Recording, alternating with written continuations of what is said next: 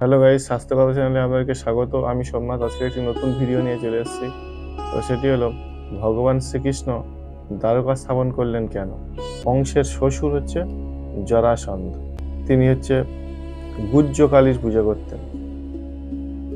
সহস্র ফণা মস্তকে, যে কালীর সহস্র ফণা, ও পাতালে গিয়ে গুহ্য কালীর পূজা করতেন এবং তান্ত্রিক শক্তিতে তিনি বলিয়ান। একলব্যের দ্বিতীয় জন্ম। তো একলব্যের দ্বিতীয় জন্ম কিভাবে হলো? একালব্যকে আমরা প্রত্যেকে জানি, নিষাদ রাজ ব্যাদের পুত্র একালব্য। সময় ভগবান শ্রীকৃষ্ণের চক্র দ্বারা তার ছেদন করা হয় এবং তার অন্তিম ইচ্ছা পূরণ করেন ভগবান শ্রীকৃষ্ণ। কি বলেছিলেন যে সে যেন তার গুরুর, তার সঙ্গে যে ছলচাতুরি হয়েছে, সঠিক কর্মের যেন ফল সে পায়।